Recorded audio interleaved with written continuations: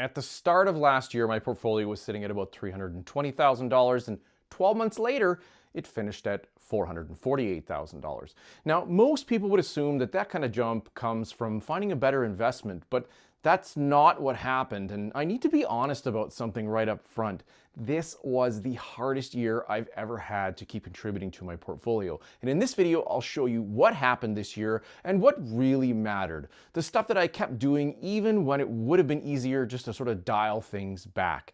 Now, if you're new here, my name is Darren. I'm just a regular Canadian who used to think that it was too late to start investing, but I started anyway at the age of 50, and I'm proving every single day that it's never too late to start investing. And now I'm trying to build something meaningful in a much shorter window than most people have. Let's rewind to the beginning of 2025. Now, time was never on our side to begin with, and quite frankly, it still isn't. If I had started investing seriously at 20, the total portfolio would look very different. Instead, we've been pinching every single penny that we can to add to the portfolio to reach our financial goals and grow our wealth.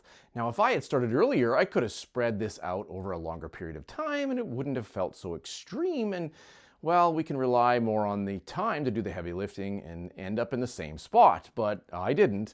And once I stopped beating myself up over that, the real question became, what do you do knowing that you started late? In early 2025, I realized something that was a little uncomfortable. If I kept contributing at the pace that I was on, I would still make progress, but not enough to feel confident about retirement.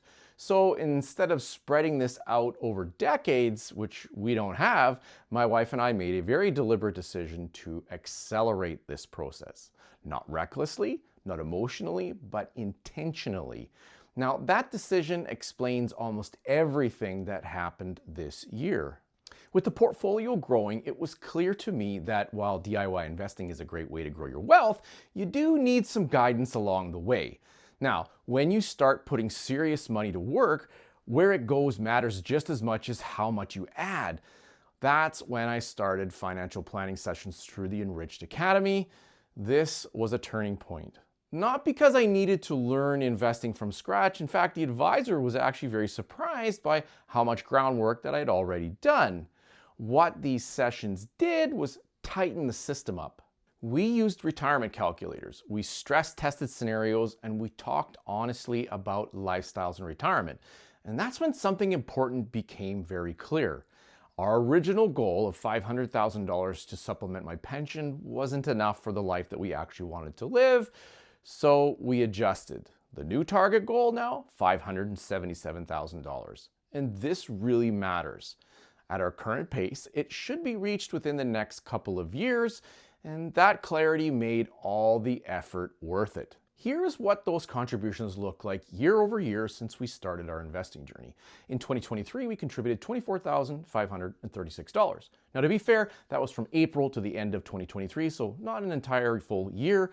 In 2024, we contributed $33,824. And finally, in 2025, we pushed that to $51,161. So that's a total of $109,521 over 3 years. Yeah, I get it. That is a huge number, but some context matters here. If I had started investing at 20 and I spread that same money over 30 years, it works out to $300 a month. So what looks very extreme now is really just decades of consistency compressed into a very short window. That's the reality of starting later in life. And this brings me to the biggest lesson of the year. The biggest driver of growth, it wasn't the market. It certainly wasn't any of the ETFs, and it wasn't even the accounts that we chose. No, instead, it was saving.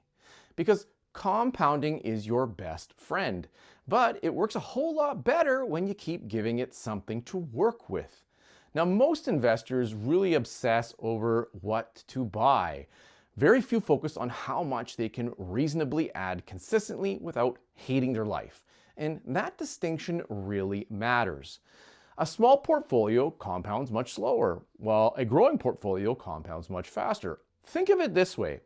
If you put $1 into your account and then you put another dollar in, well, logically you would have $2, right? That's just simple math. But compounding is a little bit different. It's kind of like rolling a snowball downhill. So at the top, it's really small and you are doing all the work. So let's put some real numbers to this idea. So let's say you invest $10,000 and you get a 7% return. That gives you $700 in the year on your interest. That means you now have $10,700. Right, that's nice, but it's not life-changing by any stretch. Now, imagine that same portfolio is $100,000. That same 7% is now $7,000 of earnings throughout the year. At the beginning, every contribution feels really heavy because you're pushing the snowball by yourself, but every dollar that you add does two things at once. It grows on its own and it helps everything else grow faster. So the snowball doesn't just get bigger, it gets heavier. And once it has enough weight, it starts rolling on its own. And that's why people say that that first $100,000 is the hardest. Not because the market changes, but because you're doing all of the work at the start. Once the snowball gets big enough, compounding finally has enough mass to start doing the heavy lifting. And that's why savings matter more than anything else. I felt that shift this year. Saving didn't just increase the balance, it supercharged compounding. We pushed hard this year, but we didn't sacrifice anything that actually mattered to us. Because you don't need to be miserable to invest and grow your wealth. What you need is a healthy relationship with money and spending. That means being intentional and not restrictive. So how did we do this? We had to take a hard look at our finances and figure out the needs from the wants. And no, we didn't come up with some majorly big budget. We just examined things on a more regular basis. So haircuts, yep, they stayed at home. Leftovers from the day before became our lunch the next day. And when I traveled for work, I stopped eating out at restaurants and I cooked my own meals. My wife and I, we significantly reduced how often we ate out. We didn't eliminate it completely. We just made more intentional choices about how often we did it and how much that we spent. Now, Marketplace became our best friend, and anybody with kids will understand what I'm talking about. Selling things that we didn't need anymore and buying used things that became new to us. And when our phones were up for renewal this year, we bought secondhand phones and switched to cheaper pay-as-you-go plans. We were also considering a new vehicle for my wife. However, after some further consideration, we realized that the vehicle she has, while it's not the newest or the fanciest, it does exactly what we need it to do, so why replace it? We would regularly examine our monthly spending to see if there were places that we could trim. Remember, needs and wants. Wants are the places that you can make the real magic happen. Instead of going skiing, we would take a lunch, go out to the mountains, and find a happy place to be in the snow and enjoy family time and play together. Some functionality, but lower cost, which puts more money in our investments. One more thing came out of the financial planning sessions that we attended that had nothing to do with markets or returns, but it is very, very important. We took a hard look at some of the basics that a lot of people really overlook. Our will, power of attorney, and life insurance. And honestly, we were behind. Some of what we had in place was designed for a time before we had kids or larger assets or a lot of complexity in our life. So we had to fix it. We updated our wills. We put proper power of attorney documents in place. We reviewed life insurance and we realized that my wife's policy in particular no longer made any sense for what we were today and had to increase it. And just like investing, we shopped around. That's really important, guys. We didn't assume the first quote was the best quote. We reduced costs and improved coverage at the same time. Now, this is very important because it isn't separate from investing. It's part of your investing plan because building wealth is only half the job. Protecting your family, your plan, and your intentions matters just as much. And going through this process gave me a lot more peace of mind. Not just about money, but about responsibility. And for a little bit of context, guys, if you live in BC and you don't have a will, the government decides how your money will be split up, not you. Even if you're married and even if you have kids. And if you don't have a power of attorney, your spouse can't automatically manage your finances. Accounts will be frozen until the courts get involved. And BC is not unique here, so don't think you're not going to be affected by this if you live somewhere else in Canada. The bottom line is very simple. You don't want the government deciding what happens to your hard-saved money. That's why we fixed this in 2025. More money working for us. One of the most impactful changes this year had nothing to do with what we actually invest in. We stopped sending extra money from our mortgage and redirected that same cash flow into a spousal RRSP. So the same money, but a different destination and purpose. Now, this came directly from those financial planning sessions, which highlights how important a financial planner actually is, even to a DIY investor. That single change shaped how every dollar we deployed in 2025 started to grow. The TFSA was the foundation of everything that we did this year. It was the reason I started this channel. I wanted to max it out in as short a period of time as I could and motivate myself by sharing my journey with all of you, even though I don't have any financial background. But I need to admit something here. Before 2023, when I started, I thought the TFSA was basically a big savings account. And I know I'm not alone because there's still a lot of Canadians that think that. Hopefully through these videos, we'll change that. But the truth is, the TFSA is one of the best investing accounts we have in Canada. Everything grows tax-free. The closer that I get to retirement, the more I realize how much taxes quietly eat at your portfolio if you're not careful while you're planning or building it. Growth inside a TFSA doesn't create a tax bill later. Withdrawals don't affect income. And what's even more exciting is by the end of this year, this account will be maxed out and I'll have achieved that first goal. Another big change in 2025 was simplifying the portfolio. I sold off several positions. HYLD.U, SVOL, YMAX, EAT.UN, PLZ.UN, Toronto Dominion, and TELUS. And I want to be clear about why. Most of these were positions that I bought early on before I really understood what role they were supposed to play. Some overlapped heavily with ETFs that I already owned. For instance, TD and TELUS are good examples of that. But they were already inside those ETFs in my portfolio, so holding them separately didn't actually add anything. Others just really didn't fit my style anymore. SVOL, HYLD.U, YMAX, and EAT. They looked attractive at first because of the income, but over time I realized they didn't really align with how I want this portfolio to grow. This wasn't about panic selling and it wasn't about chasing something new. It was about clarity. So fewer positions, less overlap, each holding having a very clear purpose. Simplifying the portfolio made everything else easier to manage, especially when volatility showed up later in the year. There was one moment in 2025 that truly tested this entire plan, and that was Liberation Day.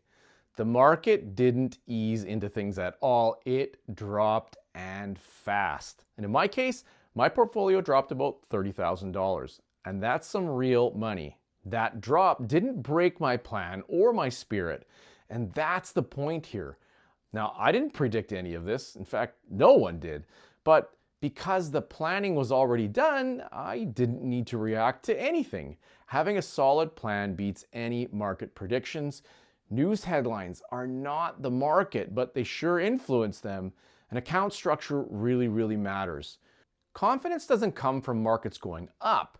It comes from knowing why you're invested and how your money is structured when markets go down. I will sum that up to one word: diversification. There's one last idea that I learned this year that sort of tied everything together, and that is market efficiency. Prices adjust to information very fast because information's at our fingertips. By the time a headline hits your phone, the market has already moved and factored that information into the price of the stock. That means consistently beating the market by reacting to news is incredibly difficult. Liberation Day proved that. The market absorbed the shock, adapted, and it moved on. And in the end, it didn't just recover, it rebounded. That is market efficiency, and it changed how I think about investing. My job isn't to outsmart the market. My job is to participate in it consistently, patiently, and with enough capital for compounding to matter. 2025 was also the year that I introduced a large number of covered calls. Now, I'll be honest here, there was some FOMO on my part, but instead of jumping in head first, I tested the waters a little bit. I wanted to see whether these products actually improved the portfolio or they just felt good because, of the income. Now that decision taught me a lot, but my big takeaway is that dipping your toes into the market is just scratching the surface. Returns can take years or decades to actually be realized, so might have been a bit of a failed experiment. All of that covered call learning also led to me starting the series that I'm doing with Paul Santori, which many of you know by his YouTube channel, Better Call Paul. Paul is all in on covered call investing, where my approach is more growth focused, or what we might call a bit of hybrid investing. Those conversations made one thing very clear.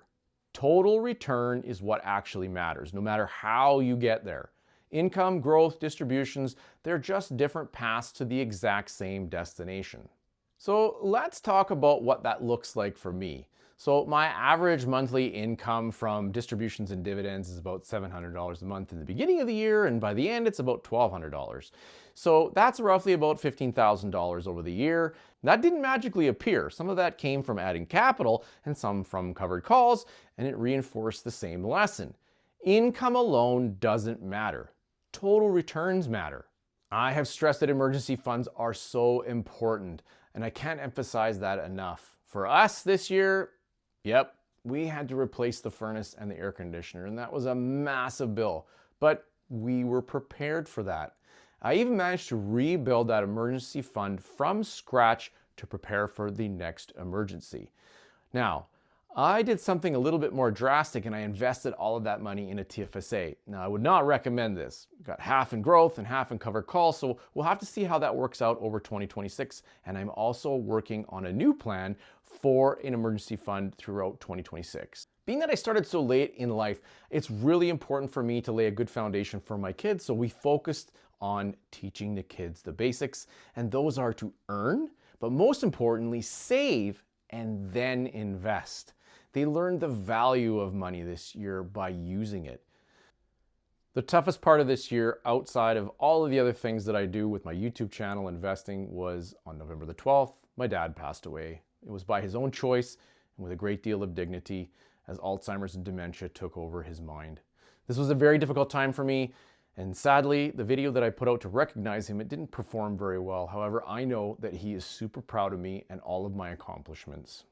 And I want to add one more part to this year-end story because it really mattered a lot to me personally, and that was my YouTube journey. This was my first full year monetized. At the end of 2024, I made about $3. And over the course of 2025, I earned a whopping $1,377 in ad revenue. Yeah, you heard that right. No, that's not the kind of quit your job kind of money, but it is a big milestone. We grew from about 1,328 subscribers to nearly 6,000 at the end of the year. This proved the same thing as investing proves. Small, consistent progress compounds. I also reinvested a great deal into the channel, into lighting and microphones, software, and a better computer, and learning how to edit. I had my first video that kicked off with over 20,000 views, and I'll be honest, there were moments this year where I felt the pressure a lot. Trying to do this while being a dad and a husband and working full-time, it is not easy. The other thing is that I made a lot of great connections within the Blossom community, and the investing community, and the YouTube community, and started working with other creators. I got a lot of negative comments too, which as a creator you have to expect and learn how to manage. But the positive messages by far outweighed those negative ones, because there's a lot of people out there who feel exactly like I did, like they're a little late and they missed their chance to start investing. And they just need someone to show them that you can still build something. If 2025 taught me anything, it's that investing isn't just about investments. It's about saving, behavior, planning, and staying invested, especially when time isn't on your side. You don't need to be miserable to build wealth. You don't need to outsmart the market. You need a system you can live with and the discipline to stick with it when things get uncomfortable. That's what carried this portfolio from $320,000 to $448,000, and that's the foundation going forward. And if you want to see how I built this portfolio, you should watch this playlist right here.